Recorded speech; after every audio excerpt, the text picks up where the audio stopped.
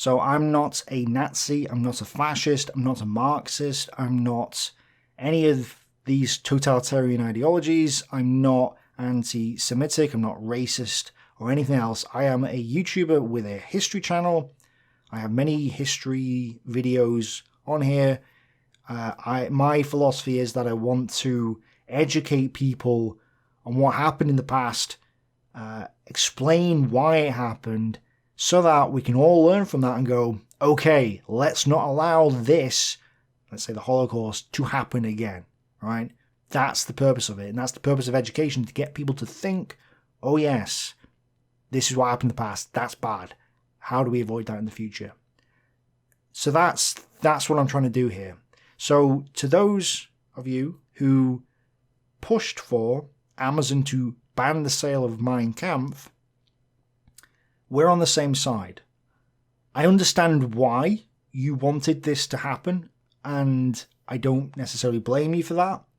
But what I do say is that I think this was a bad idea. And the reason I think it was a bad idea is because it is censorship, and censorship is always an own goal.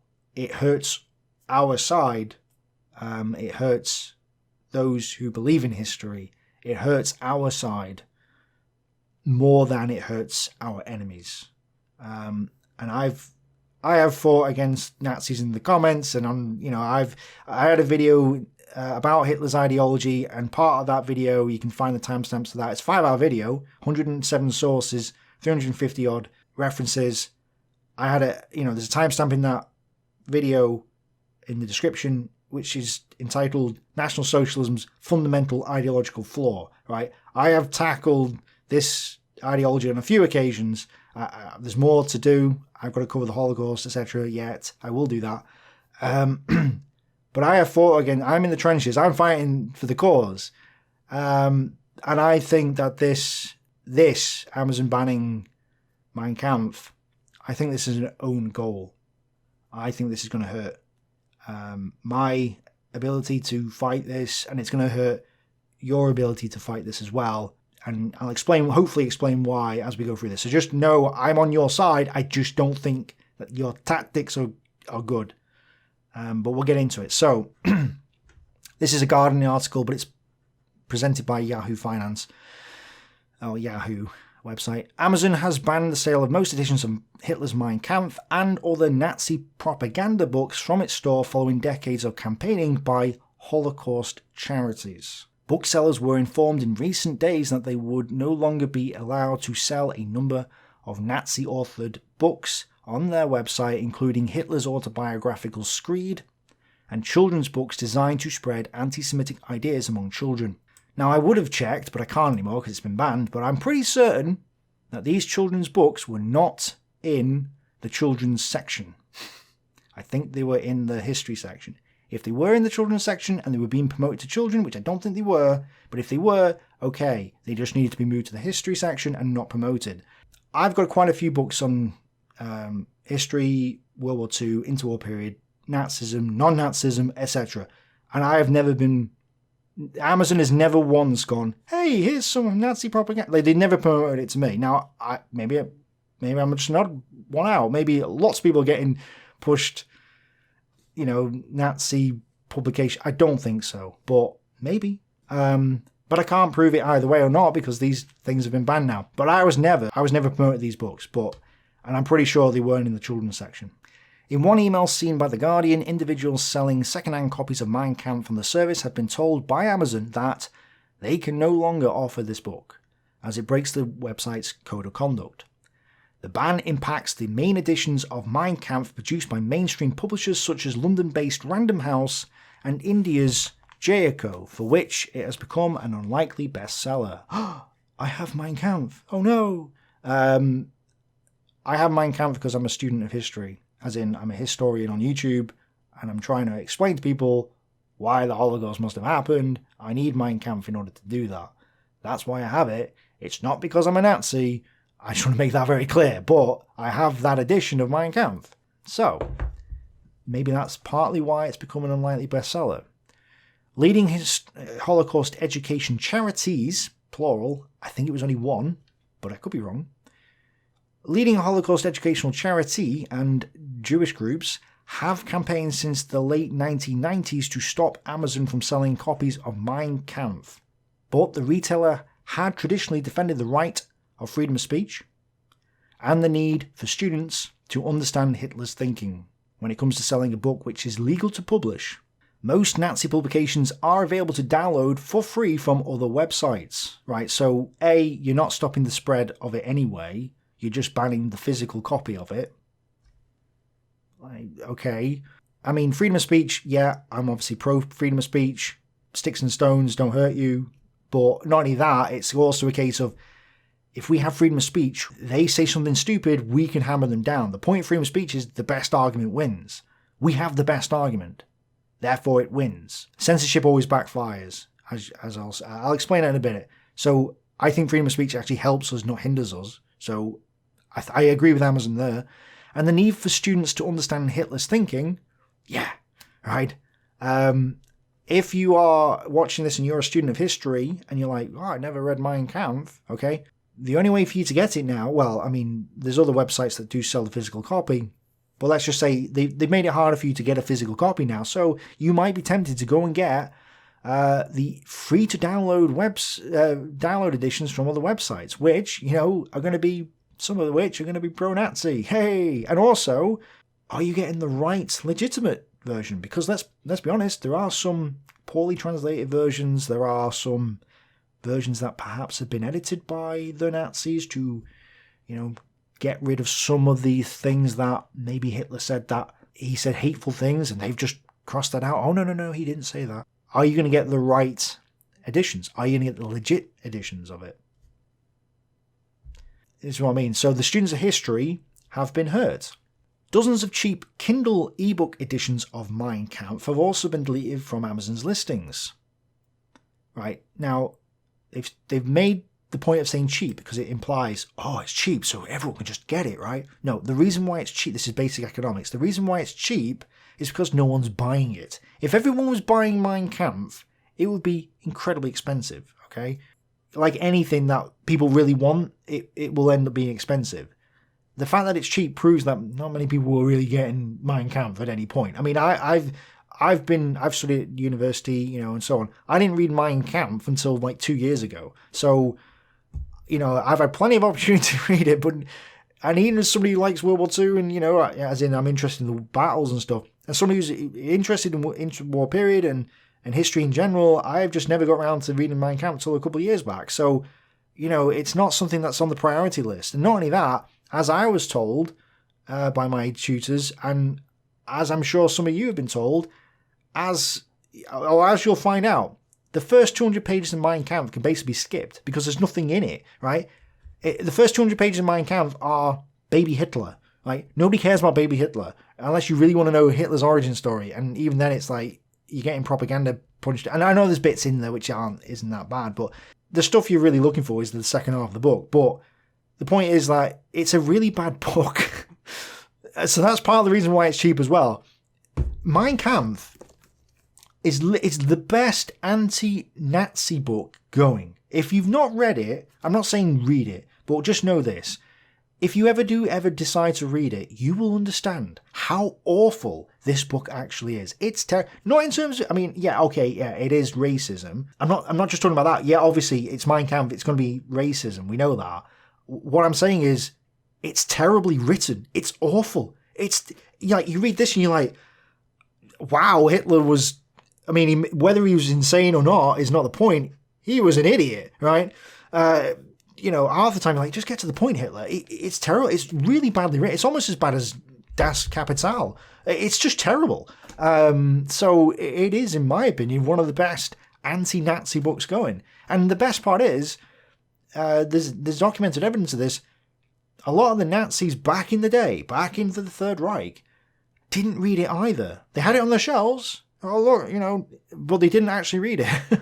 And the reason they didn't read it was because it was awful. It's terrible. It's a badly written book, and it proves that Hitler was, well, I mean, I'm of that opinion that I don't think Hitler was insane. I think he was evil.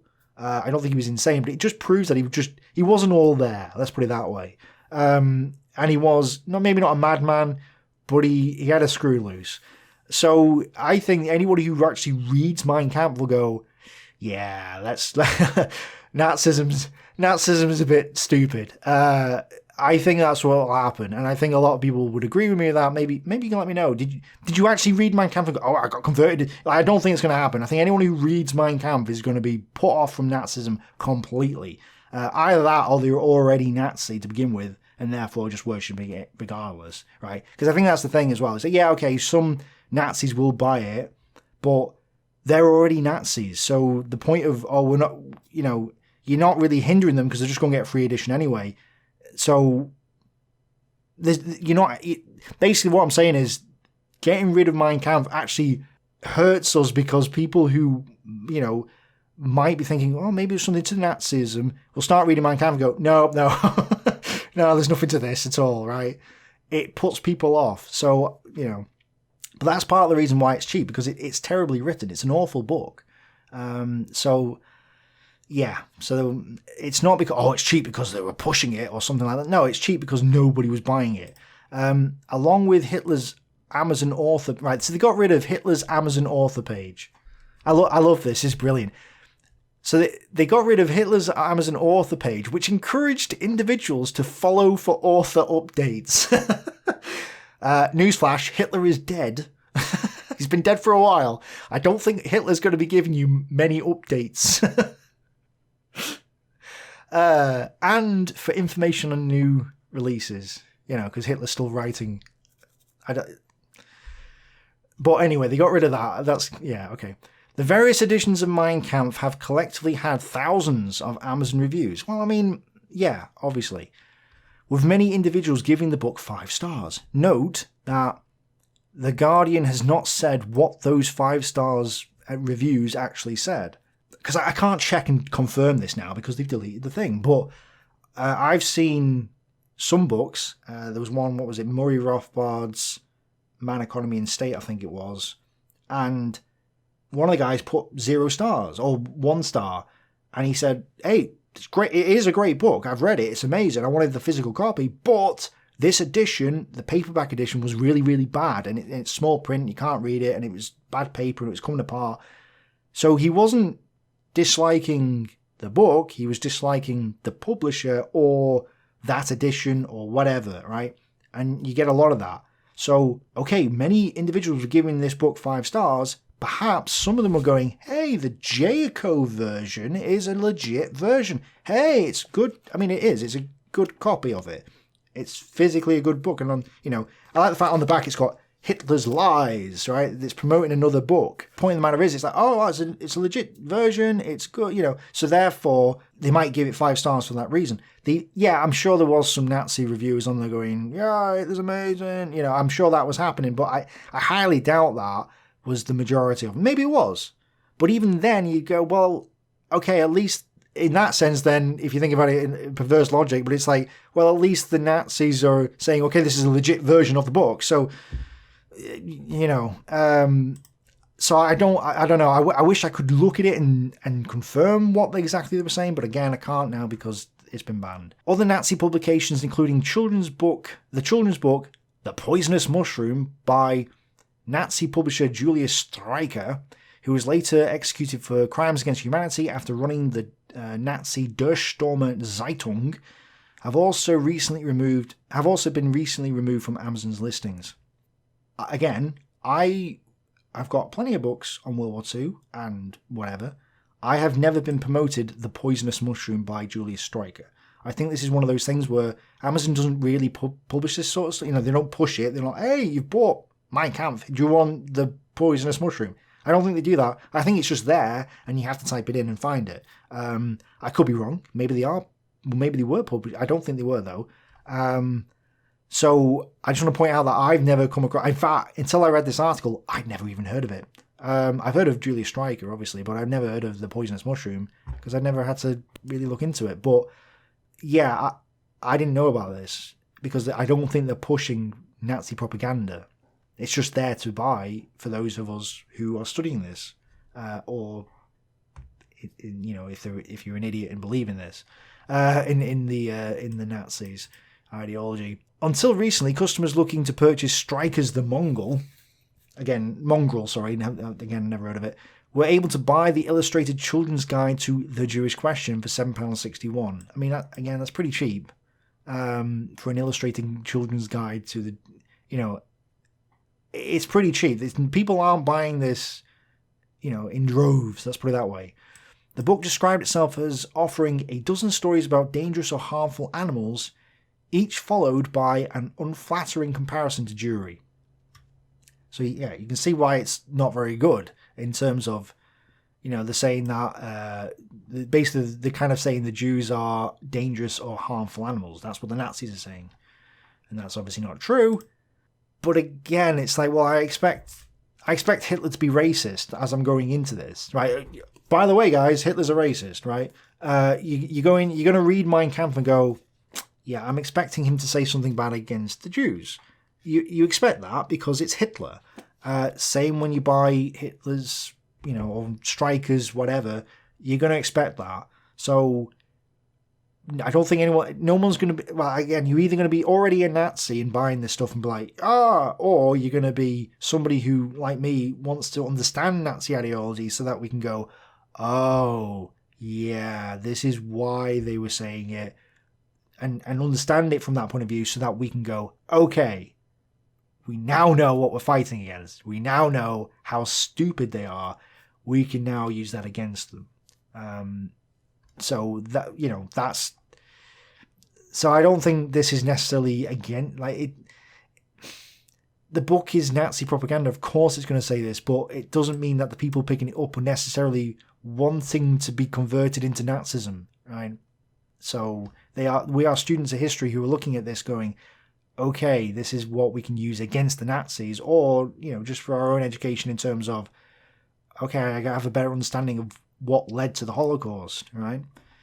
Amazon would not comment on what had prompted it to change its mind on the issue, but a recent intervention to remove the books by the London-based Holocaust Educational Trust received the backing of leading British politicians. Now, I don't know what The Guardian is trying to say here, so let me just make this very clear. From what I can tell, I could be wrong with this because I couldn't find much of this online.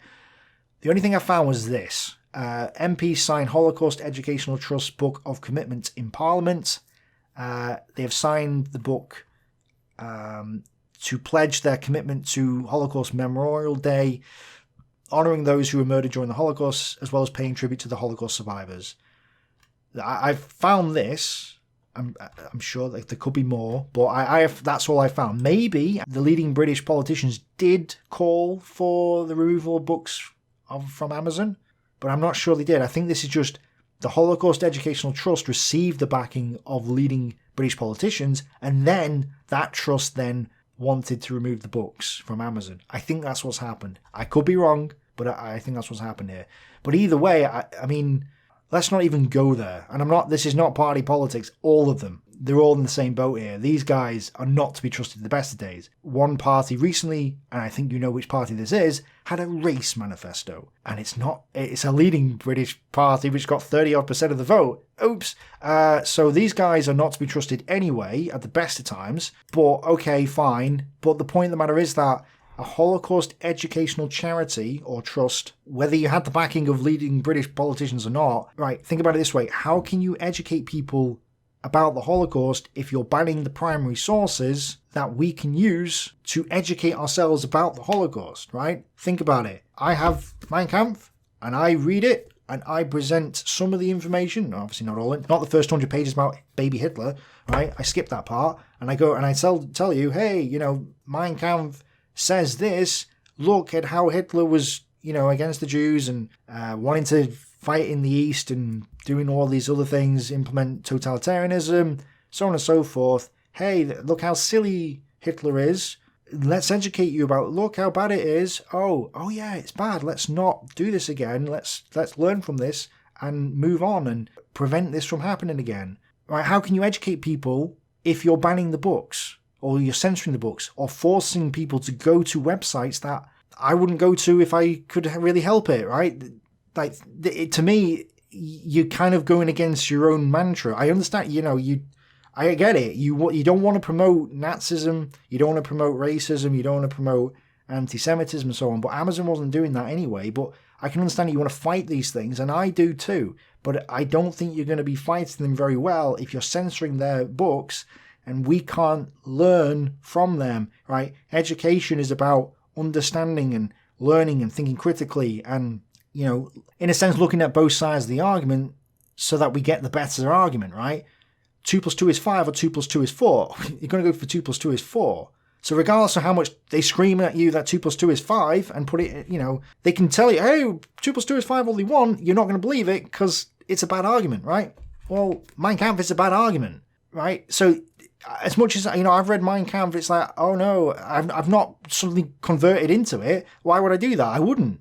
So that's the last thing I would do because I know what this says. It's stupid, right? I just think if you're going to educate people, you're going to educate people. You can't be banning books. The last thing, the famous phrase, when they burn books, they then start burning bodies, right? And that was about the Holocaust. That's literally what it was for.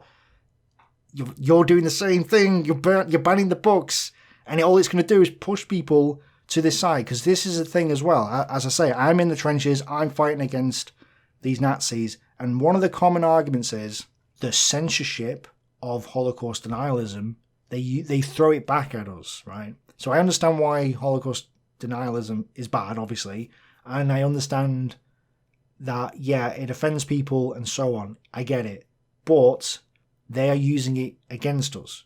The common argument is to say that states, or they claim that all the states are doing it, but that's not true. But all the states are supposedly banning Holocaust denialism, and the implication is that the Nazis then say, well, there's some sort of Jewish plot to deny the truth, the Nazi truth, and the Nazi truth that they claim is that, because they're saying that the Holocaust didn't happen, and that's their truth, and they're trying to say, well, if it did happen, then there's no need to censor us, etc. Right? So they use the censorship against us. They throw it back at us. So we don't want censorship. And I know it sounds, as I say, I get it. I understand why. I think it's changed recently. But I understand why certain countries would deny Holocaust denialism. I get it. But it's being thrown back at us. For example, so I said in a previous video, I think I said 6 countries in the world have banned Holocaust denialism. I actually today had a comment. This is the 26th of March 2020. I actually had a comment today from a Nazi or a Holocaust denier who said that actually Tick's wrong, proving once again that Nazis are right somehow. Proving that because actually it's more like 12, right? Because I think it's changed since I made that video a couple of years back. It's probably changed. I think it's something like 10 or 12 countries have now banned Holocaust denialism. Again, I get it, I understand it, but you can see the problem here because they're using it against. So they're banning it, therefore that must mean that there's some sort of truth, right? You see how it to their side. Well, the reality is that's not true because there's 196-ish countries in this world, and okay, let's say 12 of them have banned it. Right, well, the other 80 or 180 odd haven't banned it. So clearly, right, in those countries you can deny the Holocaust all you want legally, but even in that situation, it's like, well, you're not the people who are denying the Holocaust haven't got an argument. Their argument is terrible, and you can rip it apart. I have done this. I can't remember if I mentioned it. I think I mentioned it before. I have a video on Hitler's ideology, which is 5 hours long, and as part of that, I've got a part which says Holocaust denialism, and I tackle it. I actually tackle it. At least the ideological causes. I will go into a video on Holocaust, the Holocaust and Holocaust denialism in a future video. It's pretty easy. Once you grasp Hitler's ideology, it's pretty easy to do it. But I couldn't have presented that video and really got into it without an edition of Mein Kampf. Yes, I could have got a free version online, but again, I don't want to go to those websites. But the point of the matter is that this helped. This helped me fight the cause. I can't do it without the cause, the fight, right? And I just think that this Holocaust Educational Trust needs to rethink a second. Wait, censorship, yes, it is actually helping the Nazis. It's helping the Holocaust deniers. It doesn't. I know. I understand it. This is an economic concept. It's what's seen and then what's not seen. It's like, oh, we need to ban evil hate speech. Yeah, I get it. I understand why. But what does that do? It legitimizes the opposite side. That's what it does. This is what it does. So if you, we need to stop Holocaust denialism. All that will do is give them extra ammunition to fire back at us. Oh, they're censoring our views because there must be something to them. It comes back at us. So the Holocaust Educational Trust, I understand why, but you need to also understand that it's actually hurting us. It's hurting our cause. I hope this has come across, but I don't know. Last month, Amazon acknowledged the charity's concerns, saying the company was mindful of book censorship throughout history. Where they burn books, they will burn bodies. But was taking concerns from the Holocaust Educational Trust seriously. I understand that, I get it. Amazon has already banned the sale of many other far-right books in recent months, although its policies remain opaque. I haven't read through that, so I can't comment on that. A handful of foreign language academic editions of Mein Kampf currently remain available on Amazon's UK bookstore. Okay, why? Including an expensive, heavily annotated German language edition published in 2016 entitled A Critical Edition, suggesting there may be exceptions for versions of Hitler's words that provide sufficient historical context. Yeah, okay, I get that, but the thing is, this is pretty heavy. I mean, look at the size of this anyway. I mean, imagine if you had somebody commenting on top of it as well, it would be like that. Pretty heavy edition, and that would be a lot more expensive, but I mean, I can speak a little bit of German now because I'm learning it for the purposes of diving into the sources in order to educate people and then thus prevent the repetition of history. But I mean, leaving the German version, what good is that? We need the English versions, and I don't think we need a critical edition. But okay, if that's what it takes, then fine. But I still don't think they should be. It's much easier just to access Mein Kampf and be like, oh yeah, what Hitler's saying is clearly stupidity. A spokesperson for Amazon would not comment on what had prompted the effective ban on Mein Kampf, with the book listing simply replaced by a picture of a dog. I haven't seen the picture of the dog. As a bookseller, we provide customers with access to a variety of viewpoints, including titles that serve an important educational role in understanding and preventing anti-Semitism. This prevents anti-Semitism. I know it's full of anti-Semitism, but it is still a prevention of it because it actually undermines Hitler's own points of view. There's actually a part of this where he goes, because his argument is that races create nations, and that because the Jewish race has never had a nation, then that proves that they are the lowest race, right? That's one of the arguments. Hi, Mr. Hitler, Israel exists, right? That actually undermines Hitler's own ideology. It also says in another part of the book that if he loses the war, that delegitimizes his own ideology. He says, if we lose this war, then the racial theory of history is debunked, right? Oh, turns out they lost the war, right? So one Nazi didn't like it when I pointed that out. Anyway, so yeah, I think this actually is an educational role in understanding and preventing anti-Semitism. But I can understand if people don't like it, but okay. All retailers make decisions about what selection they choose to offer, and we do take selection decisions. We do not take selection decisions lightly. I respect Amazon for challenging the Holocaust Educational Trust originally and standing up for freedom of speech, etc. I respect them for that. I also respect them for the decisions that they're making. And I respect the Holocaust Educational Charity. I understand where they're coming from. I just think that they're hurting their own side. As you're about to see, look at the comments, David. Without knowing that book and its author, it is not really possible to have any proper understanding of the previous century. I agree. This is a scanned copy of the original. Great. Some translations are intentionally cumbersome or contain crudity and vulgarity for propaganda reasons. However, the Stalag version, given to Allied prisoners to read, is probably the easiest to read, right? Yeah, again, which version are you getting, the legit version or the changed version? Halt all free speech, rewrite history and pretend it never happened. So that is a challenge to the Holocaust Educational Trust, because he's accusing you of halting free speech, rewriting history and pretending it never happened. Oh boy. Right? See where this censorship goes. It goes in the wrong direction. I once tried to read it in secondary school but couldn't get past the introduction. It is a terribly written book. I'm not the only one to say this. It's terribly written.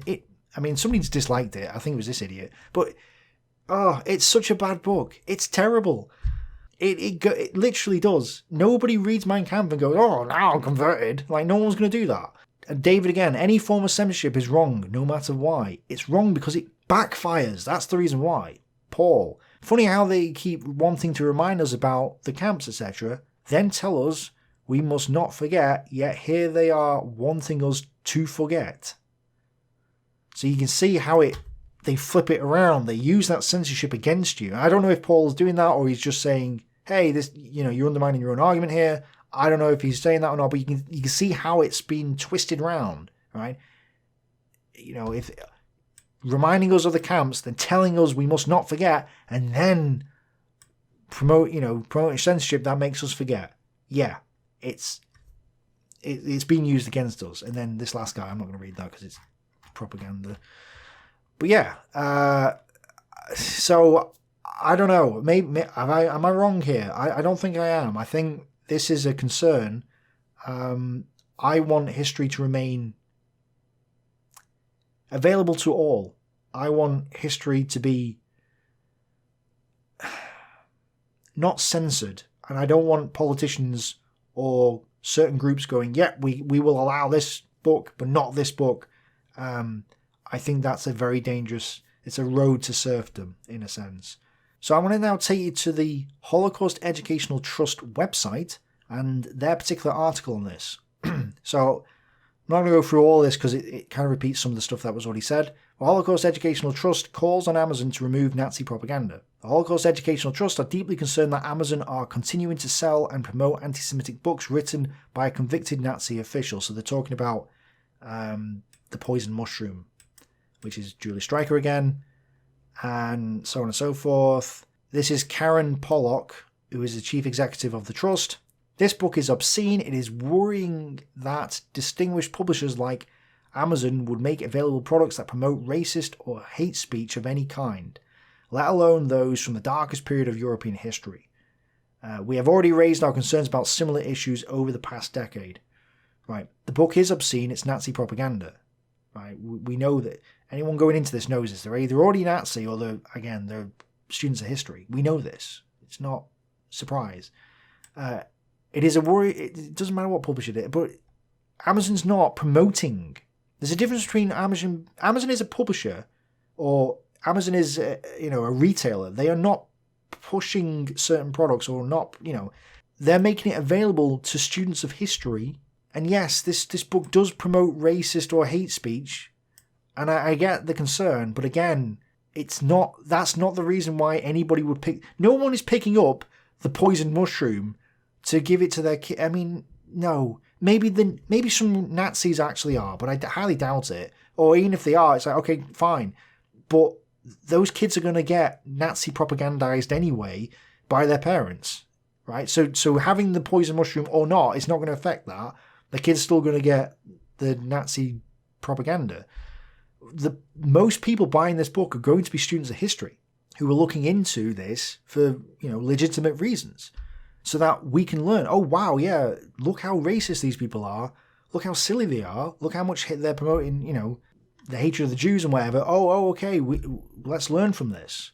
Yeah, you're right. This is a dark period of history. We can see that because we can read The Poison Mushroom. Amazon's not pushing this out because they're promoting it. They're pushing it out because there is a vast majority of people. I would say the vast majority of people buying this product will be students of history. I reckon so. Highly doubt it's the other way around. So yeah, you've raised it. As the Holocaust moves from living history to history, okay, people who went through the Holocaust are dying, and so it's moving to those who remember the history. Our survivors regularly raise the concern that Holocaust denial and anti-Semitism still persists. Yes, it does. And as it moves from living history to history, the last thing we need to do is burn the history, right? We can't do that. We have to keep the history going. So you can see how this isn't promoting Holocaust denial. It's promoting anti-Semitism because it's Hitler. Yeah, but obviously the Holocaust hadn't happened when he wrote this book, right? Or the poison, I don't know what year the poison mushroom, 1938. Okay, so the poison mushroom, that was before the main events of the Holocaust had happened, let's put it that way.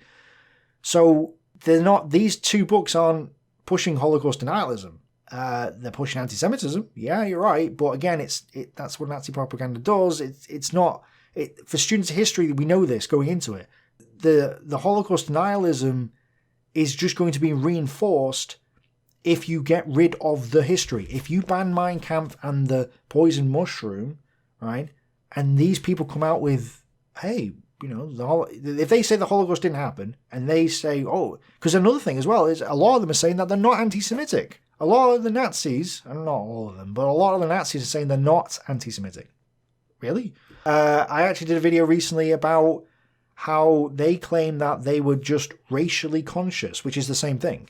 And I went through that, I explained that. That was in the SS video I did on Himmler's stupidity, right? But if you delete the books, how are we to remember the past, right? How are we to prevent this from happening again if you delete the books, right? I understand why, I get it. You want to fight Holocaust denialism and you want to fight anti-Semitism. I get it, so do I. But I don't think deleting the primary sources is a good way to do that.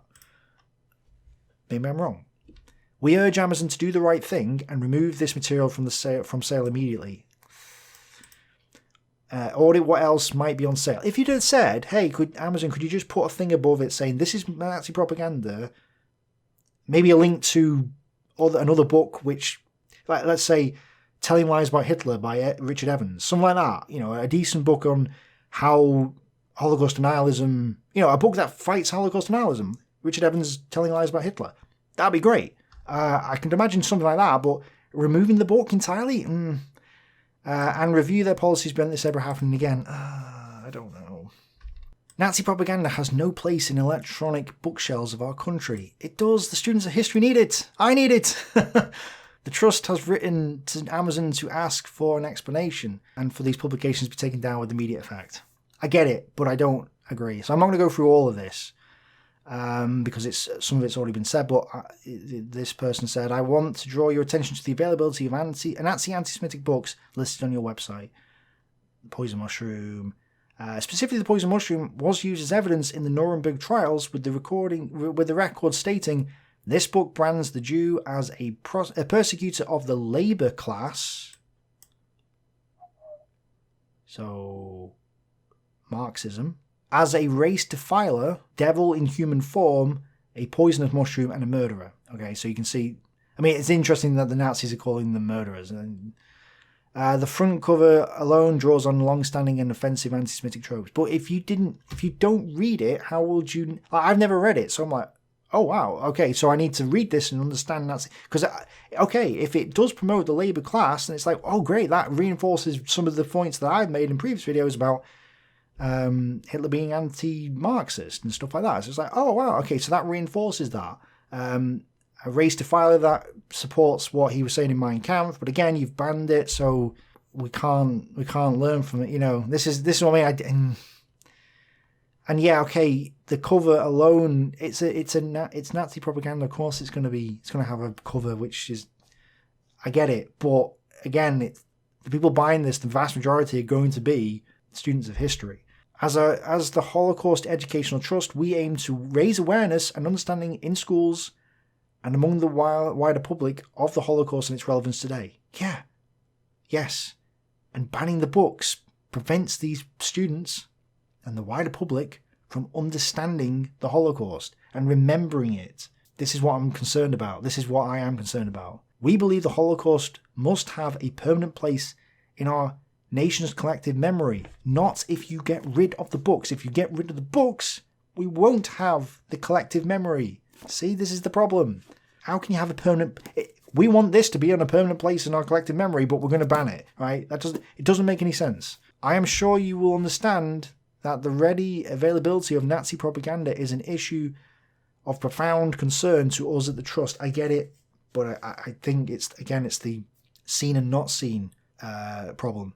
You're not seeing the implications of what you're doing. I understand it, I get it, but no. As the Holocaust moves from living history to... We've gone through this before. I should point out that we have already raised our concerns about this and similar issues over the past decade. Given the frequency of issues of hateful items being sold on Amazon, we feel that this issue, which a number of our supporters have contacted us about, has still not been properly addressed. Again, just put a thing above it saying this is Nazi propaganda. If you want to learn more about the Holocaust, here's another book that you might want to buy with it. Something like that. That would have been a great addition. You know, I just don't think banning it is a good idea. I would be grateful if you could please give this matter your immediate attention, remove these books from Amazon urgently, audit other items which might be on sale, and review your policies so it does not occur in the future. That was Karen again. Look, I don't know if Karen's ever going to watch this, but my point would be, actually, I think censorship's going to hurt us more. And I would actually suggest that maybe you write back to Amazon and go, we may have made a mistake. Maybe it's better if you had these books on there, but you sold them with Evans is telling lies about Hitler, or, some other, you pick a book and go, you must buy, if you buy this copy of Mein Kampf, you must also buy a copy of whatever, right? Or, hey, here's a link to something that says why the Holocaust happened or how this is Nazi. You could even link it to, maybe you write an article about how we are concerned about anti-Semitism and all that. You can put that on there and then say, Amazon, when you have a book like Mein Kampf or The Poison Mushroom, show this link. People will click on the link and they can see the article about, hey, this book has been provided so that you can learn from history and so we don't repeat it again. Something like that. That would have been great. I just don't think censorship is the right way to go. I think it's going to hurt us. There will be people in the comment section of this video. There'll be a lot of people probably supporting me, but I think there'll be people in the comment section who'll be saying, there'll be Nazis, there will be, and they'll be saying things like, this is more proof that it didn't really happen. They will be there, and they'll be saying it, and they'll be using this as a thing against it. And it's also the Streisand effect, where, Streisand tried to say, hey, don't take pictures of my house, and then the pictures of the house ended up everywhere. It's the same thing as this. It's like, hey, don't read Mein Kampf. Now lots of people are going to be reading Mein Kampf because you banned it. And now I'm talking about it. I wouldn't have had to talk about Mein Kampf or The Poison Mushroom or the other one. I forgot the other one's name. But I have now, so people are like, oh, what's that about? And they might go to these websites and then, I just don't. Censorship never works. Where they burn books, they burn bodies. I think that pretty much sums it up, really. And if you disagree, okay, but I think we're on a dangerous path if we carry on with these censorship policies. It's really not good. A couple of things I forgot to mention as I was recording it, so I'm just adding it on extra at the end. By getting rid of Mein Kampf and other similar sources, what we're actually doing is discouraging publishers from producing and giving to the public the primary sources of the interwar, the World War II, and the Third Reich in general. Anything that is quote-unquote Nazi cannot be published. Well, that has a knock-on effect. You see, I have a lot of history books. I have a lot of secondary sources. Secondary sources, for those not aware, are things that are written by people who came afterwards, who didn't necessarily witness the events, but are reading what other people wrote, the primary sources, and then taking them and then gathering them all together and producing a history. And that's generally what historians do. Now, these secondary sources are really good. I use them quite a lot, and I would encourage everyone to trust them to some extent, although you should get multiple opinions and all that. But the point of the matter is that if I was to get into a argument, let's say, with a racist or a Nazi or an anti-Semite or anything like that, and they were arguing, let's say, that Hitler and the Nazis aren't really racist, they are in fact, what do they use? Racially conscious. That's actually an argument that I have debunked in a recent video on Himmler. and the SS. So the argument is that, okay, they were actually just racially conscious. Well, if I was to say, actually that's not true, here's a bunch of evidence that proves it, okay, one of the counter-arguments that the Nazis will use is that, well, you're just quoting from secondary sources, you can't rely on the secondary sources, you have to actually use the primary sources, and that thus is somehow proof that academia and whatever are just making stuff up, right? And that everybody's just quoting from each other rather than quoting from the primary sources, and if you don't use the primary sources, you're somehow inferior, right?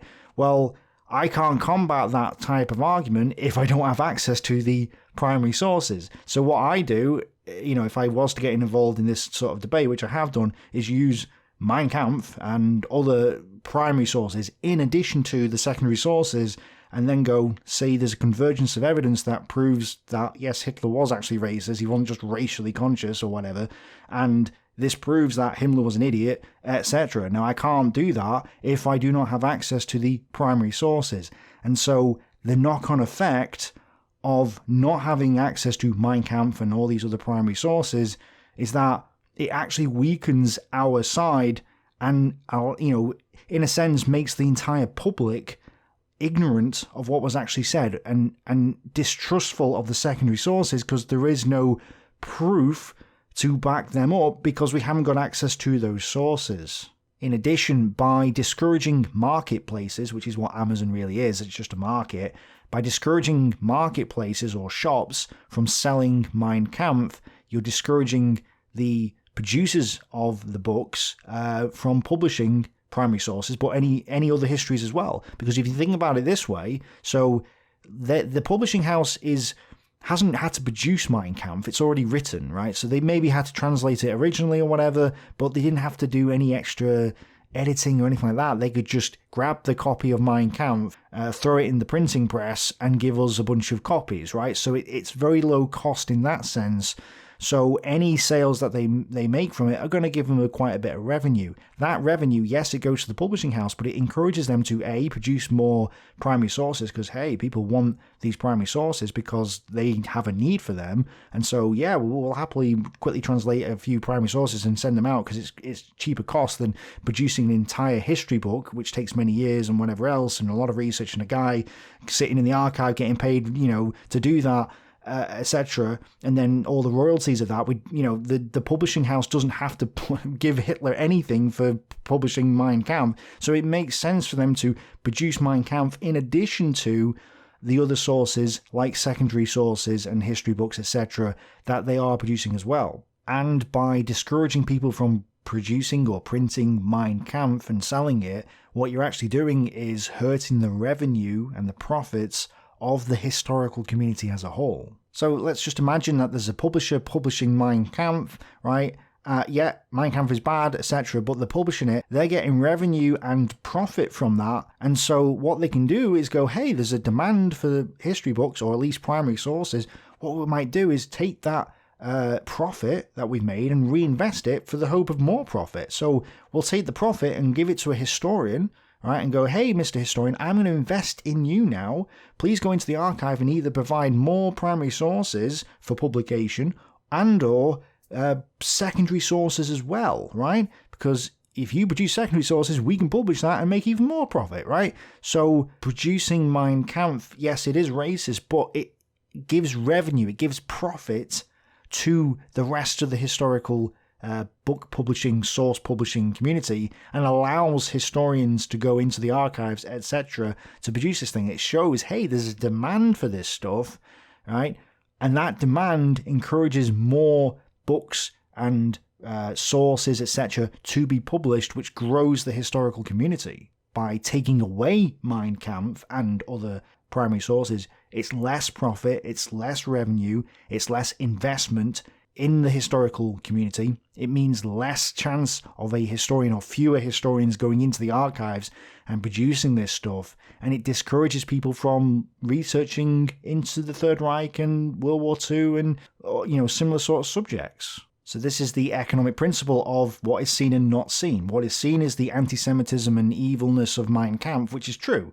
So I guess, in theory, if you took away Mein Kampf, that would reduce the amount of anti-Semitism and racism and Nazism in the world. But what is not seen is the knock-on impact that will have on the economics and, ultimately the prosperity of the historical community. There's now less or no incentive for these people to go into the archives and produce or translate primary sources for people to use. There's none of that available now because we can't get a hold of it. So there's no profit in that. There's no reason for the historians to do that. So they probably won't. And that's going to impact the secondary sources, right? And also make history an exclusive club. Because one of the things that I'm trying to encourage in this channel is for everybody to participate in the history and everyone get involved and excited and, encourage them to actually read history books and not be put off or, oh no, I've not got a degree in history, therefore I can't do history. Like, no, even if you haven't got a degree, especially if you haven't got a degree, you can do history. There's no reason why you need to have a state-sanctioned accreditation that somehow proves, the state's told me that I'm a good guy, therefore I'm a good guy. Like, no, that's not how that works, right? So I'm trying to encourage everybody to participate because I know that in history theory, advanced history theory nonetheless, that a free and honest debate will lead to the best arguments winning. And so if you don't allow that debate, well, A, the worst arguments are given more chance of winning, but also you're discouraging the best arguments, the best histories, the best narratives from rising to the top. And so you get a lot of myths, legends, and falsehoods that, permeate into society. And we want to prevent that. We want to stop that and get the truth out of history. Well, we can't do that without a free and honest open debate. If we have a the state says that Soviet agriculture was the best, right? Then that's wrong because people were starving in the Soviet Union, right? So it doesn't matter what the state says. It doesn't matter what the exclusive club says. We want to know what actually happened, and the way to do that is a free, honest, open debate. So by discouraging this, what you're doing is actually making it a more elite club. Only those that have been qualified by the state who do this as full time can go into the archives and read what Hitler really wrote. Like, that's just, to me, that's a very dangerous path on the road to serfdom. So that's my take on it. I welcome criticism and I welcome, freedom of speech, etc. I welcome all that. I just hope that the Holocaust charity and others understand my point of view here. But let me know what you think, guys. So thanks for watching. Bye for now.